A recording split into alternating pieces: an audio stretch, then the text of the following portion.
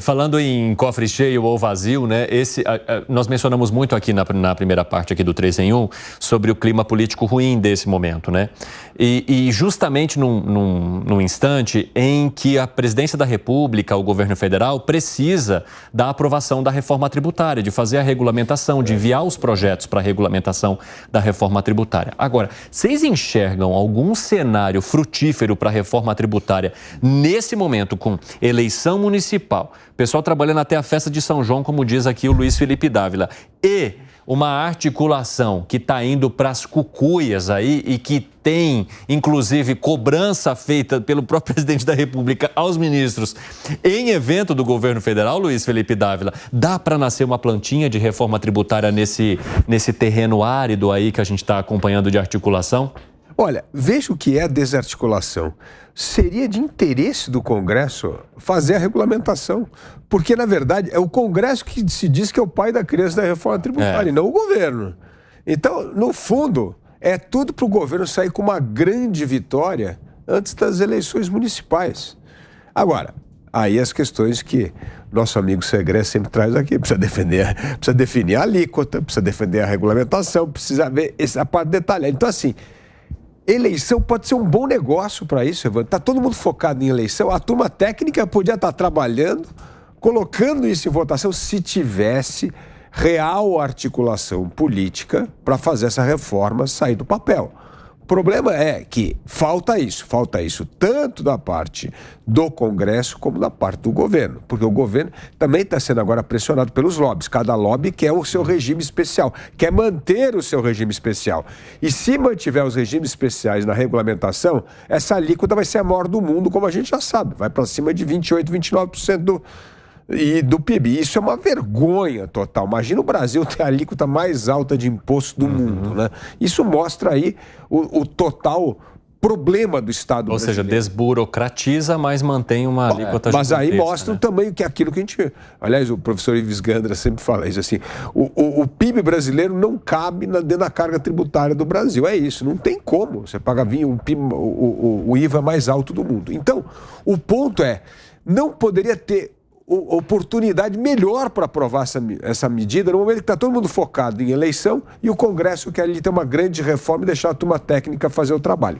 O problema no Brasil é que as coisas não acontecem como a teoria diz. E ela está cada dia mais azedada pela ausência de articulação do Congresso e um corpo mole principalmente do governo. Ô, Piperno, você enxerga essa mistura azeda que foi trazida aqui pelo Luiz Felipe Dávila quando o assunto é a reforma tributária? Eu acho que a reforma tributária ela vai ser aprovada, mas não no primeiro semestre. O primeiro que até o fim de junho o calendário realmente está muito apertado. Segundo, que há também um embate entre o governo e o presidente Arthur Lira, porque o presidente Arthur Lira quer fatiar o que precisa ser, debatido pelo Congresso em 4 partes. O governo acha muita coisa. Há essa questão, sim, evidente, de problemas na articulação política. Agora, tem um outro lado, tem outro aspecto nisso. Ela vai ser aprovada em 2024 até pela vaidade do imperador Arthur Lira. É óbvio que ele quer encerrar a passagem dele pela presidência da Câmara, tendo também esse portentoso troféu para ser exibido. Puxa vida, na minha gestão foi aprovada uma reforma tributária que estava no freezer há 30 anos. É óbvio que ele não vai deixar passar essa oportunidade. Por outro lado, ele também é experiente o suficiente para saber que, o governo está desesperado para aprovar esse negócio. Então, isso tem um preço. Outra coisa, o preço sobe porque se a gente aprovar também antes das eleições, o portentoso troféu também vai ser um troféu do governo. E isso, perto de eleições municipais, atrapalhar não vai. A gente não sabe, hoje mencionar o quanto ajudaria, mas atrapalhar não vai. Então, acho que são muitas variáveis. Mas aí tem uma coisa, Piperno. Se aprova antes, com a maior alíquota do mundo, cai no colo do governo e é boa proposição. Sim, exatamente. Então é mais uma razão pela qual o Congresso deveria querer aprovar. Porque falar, olha, o filho é teu, isso aí, olha essa alíquota gigantesca. Mas é verdade, tem uma série de variáveis nisso. Quer dizer, qual a alíquota, quem é que vai ser o pai da criança? Se a alíquota for mais baixa, todo mundo vai ter vários pais. Mas olha só, se for uma alíquota autônoma, ó, problema é do Mas governo. então, olha só, e só corroborando com o que você falou, Piperno, talvez o troféu o Arthur Lira já tenha. Porque ele falou, eu aprovei a reforma tributária. Agora, a parte difícil, que é a definição da alíquota, falar, a regularização da reforma é com vocês. A minha parte é um absurdo por si só, né? Você tem a aprovação de uma reforma e a gente não sabe para que caminho nós estamos indo. Eu só tenho o bônus da reforma tributária, mas o ônus, a parte espinhosa da reforma tributária, que ninguém mexeu, porque até agora não tem reforma tributária. Porque vai ficar aquela coisa nas costas do governo. Exatamente. É o governo que aprovou a reforma tributária com a maior alíquota do mundo. Isso. Então eu não sei se o Arthur Lira ele tem interesse em aprovar a reforma tributária, em aprovar a alíquota da reforma tributária. Regulamentar. Exatamente, porque ele já sai com o discurso de que não, eu aprovei a reforma tributária. Agora a alíquota, aí é com o governo vocês. também vai dizer, bom, a reforma tributária não foi de fato implementada porque você sentou em cima e você, Arthur Lira, também não quis, né? Mas o problema principal está no que nós continuaremos colhendo com esse debate, com um apontando o dedo para o outro, sem uma regulamentação e sem a gente saber qual que é de fato a alíquota. Desculpa, só uma última coisa. A gente tinha lá uma reportagem, um VT, que ouviu vários setores. Aí teve um lá que falou, porque o meu setor, ele emprega 5 milhões de pessoas.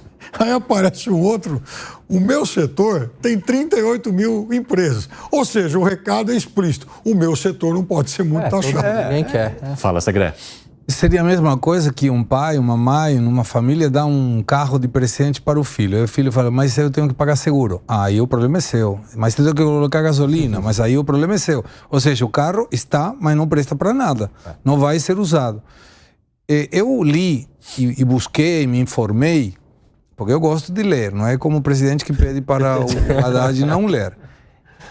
Quais são as reformas tributárias aplicadas na história contemporânea econômica que foram aprovadas sem a determinação da alíquota? Só a brasileira. Não tem nenhuma que tenha tido uma reforma tributária em que aprovou tudo, mas não definiu a alíquota. Na minha opinião, a alíquota vai ser definida, mesmo que o prazo seja até 26, vai ser definida no primeiro semestre de 2025, na minha opinião. Eu não entendo nada de política, mas eu tenho um critério lógico. Por que em 2025, no primeiro semestre? Porque já passou a eleição de 2024, está longe da de 2026. Quando definir a alíquota, vai dar problemas eleitorais para quem quer que for, salvo que seja em 2025, primeiro semestre.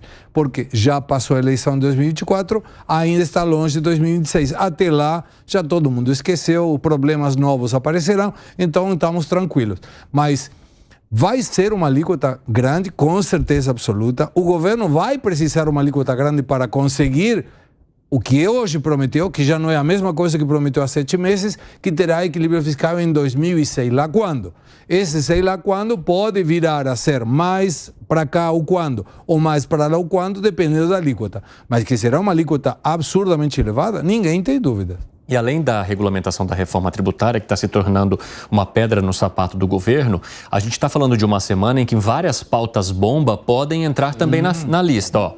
PEC do quinquênio, que pode aumentar o gasto ali de 1,8 até 46 bilhões de reais, ou seja, o espaço que você tem para análise. Aí você tem o veto do presidente da República a mais de 5 bilhões de reais para a liberação de emendas, e esse veto pode ser derrubado pelo Congresso. Aí você tem também o PERSE, que também vai ser analisado pelo Congresso nessa semana. Só nessas 3 histórias aí, a gente está falando de muita perda em arrecadação, em grana e tudo mais que o governo tem. E aí, fora essa parte econômica, entra também o veto à saidinha, porque ele tem a ver um pouco mais com um saldo ruim na questão da articulação, porque havia um tratado ali de que, de alguma forma, e uma expectativa dos parlamentares de que o governo não fosse mexer em nada com a saidinha. Quando ele vem e dá o veto, fica aquela insatisfação. Poxa, mas isso aqui estava conversado, como assim? O governo vai lá e traz esse veto, aí segue essa indicação. Então, aí tem saldo político e saldo econômico também e financeiro. Qual que pesa mais nessa bomba que pode explodir para o governo, hein, Luiz Felipe Dávila? Mas é justamente o que a gente falou, essa ausência de articulação política pode acabar aí antes da festa de São João com essas bombas todas que você disse. E aí o governo está perdido, porque aí não vai conseguir equilibrar nunca essas contas públicas, mas nem no fim do século vai ser esse negócio. Porque é uma coisa, olha só, um impacto de um número assustador que já deu. A indexação da saúde, educação e previdência com o aumento do salário mínimo, que impacta tudo isso, só o próximo ano vai dar 4% de aumento, sendo que o teto é 2,5%. Então não vai ter como. Só a indexação desses 3 gastos, saúde, educação e previdência. Imagina se vier esse caminhão de bomba que pode explodir no colo do governo.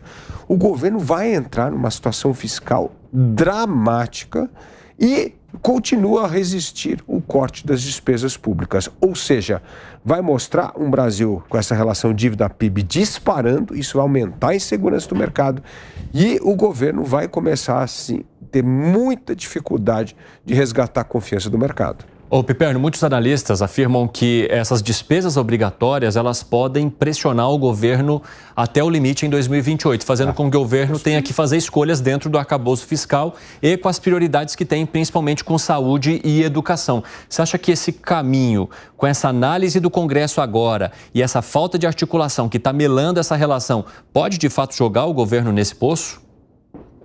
Essa falta de articulação, é claro que ela causa problemas, mas essa é uma questão que pode ser corrigida. E, aliás, em alguns momentos até foi. Em relação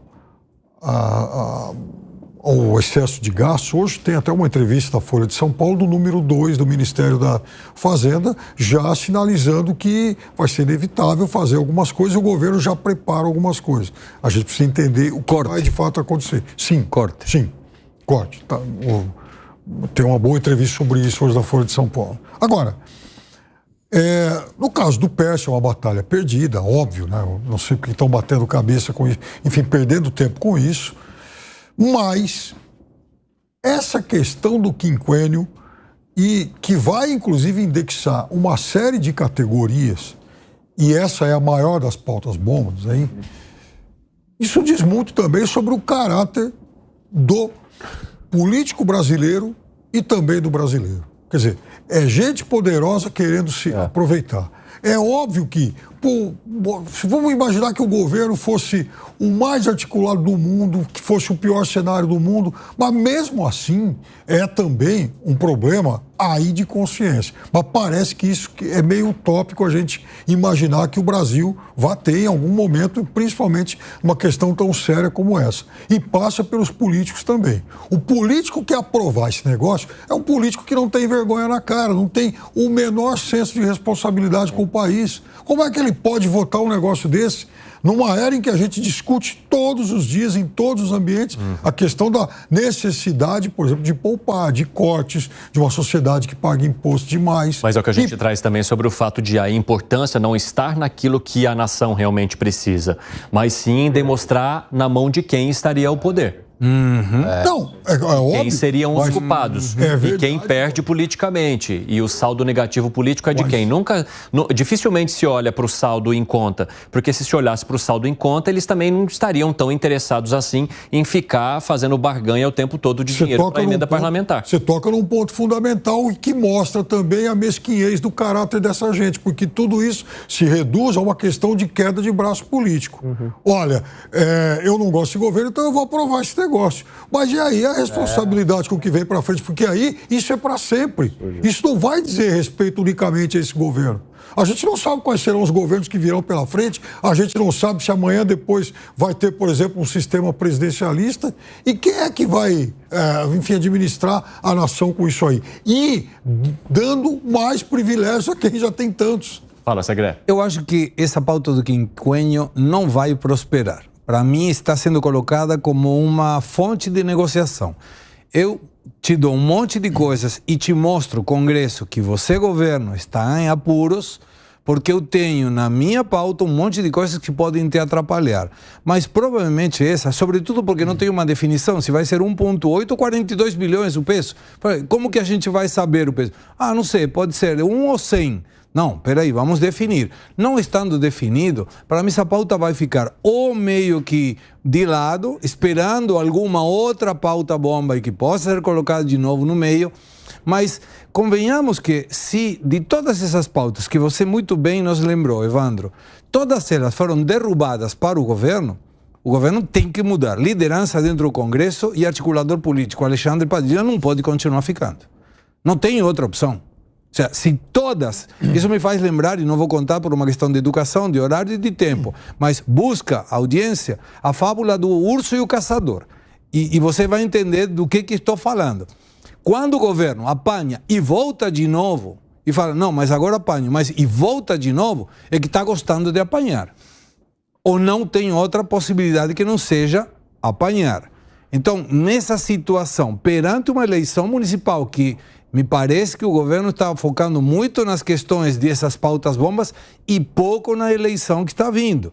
E aí o resultado eleitoral pode ser muito catastrófico para o governo, que não pode ter mais debilidade em termos eleitorais e políticos. Então, a minha interpretação é, tem um monte de pauta. Alguma, e provavelmente seja nessa reunião do líder Pacheco e Lula, terão que ser negociadas. A que me parece mais fácil de negociar é a do quinquênio, porque não tem uma definição de custo. Mas aí o governo também não dá o exemplo. E aí pode ser, Pipeno, que o resto desses deputados, senadores que estão votando aumento de gasto, seja porque dizendo, se você, governo, aumenta, por que eu não vou aumentar? Eu também quero. Eu também quero. O governo gastou 277 milhões de reais só em viagens nesses 4 meses ao exterior. 277 milhões da 1.049 casas populares da Minha Casa Minha Vida. Então, se ele não dá exemplo, se você gasta muito e nós estamos compartilhando um orçamento, por que eu não vou querer gastar também? Porque, veja, você tem muitas formas de penalizar um governo que toma medidas ruins. Então, se gastou muito, o Congresso tem muitas formas de dar o troco. Agora, aprovando uma coisa como essa aí, Segre, é para sempre. Não vai dar o troco nesse governo. Por isso que eu acho que está sendo colocada como pauta para negociar. Para mim vai ser para negociar. Ó, 5h27, o pessoal da rádio vai para um rápido intervalo. Daqui a pouco espero vocês de volta, hein? Nas outras plataformas continuamos. Arremate, Gani, porque a gente precisa seguir. Tem um monte de assunto bom na pauta ainda para a gente tratar. Então vamos lá, bem rapidinho. Vou dar aqui um conselho com toda humildade ao ministro Padilha. Tem pautas que são perdidas. Esqueça a diminuição da contribuição previdenciária para municípios até 156... Tem isso. Tem a folha de pagamento aí. Exatamente. Esquece aí, pauta perdida e politicamente seria um erro, um veto nesse sentido, né? Onerando aí a contribuição previdenciária, ainda mais num ano de eleição municipal. PERSE, pauta perdida também. Me parece que a população está do lado do Congresso, que entende que pode gerar aí um desemprego no setor. Também seria acabar com o benefício antes da hora. O governo quer reduzir aí o número de setores contemplados. Aonde que ele tem chance? E é a mais importante, aonde vai ter apoio popular. A pauta do quinquênio. Essa população vai estar do lado do governo, porque é um escândalo, porque isso vai impactar as contas públicas por gerações. É um aumento permanente, ainda mais com essa imagem fragilizada que tem hoje a justiça perante a sociedade. Se o governo jogar duro, a população está do lado. Tenho certeza disso. Então escolha a batalha que você tem chance de ganhar. Qual é que o governo tem chance de ganhar? Porque a população vai estar do lado e vai fazer pressão no Congresso. Acabar com esse escândalo chamado quinquênio. Rapidinho, Dávila. O Gani tocou no ponto fundamental aqui. O ponto é o seguinte, se a população não se mobiliza, e não é se mobilizar na rede social e mostrar lá indignação contra o quinquênio, é ir pra rua para acabar com o privilégio. Quinquênio, super salário, é uma vergonha. E essas vergonhas só são aprovadas no parlamento, como lembrou o Piperno aqui, porque todo mundo aposta no esquecimento do eleitor disso na próxima eleição. Está na hora dessa indignação cívica se materializar em protestos contra um parlamento que aprova privilégio. Está na hora da população se mobilizar para acabar com o privilégio. E isso não é só redinha social, não. É ir para a rua fazer barulho. Porque é isso que assusta deputado e senador e faz com que eles votem de acordo com o desejo popular. Interessante.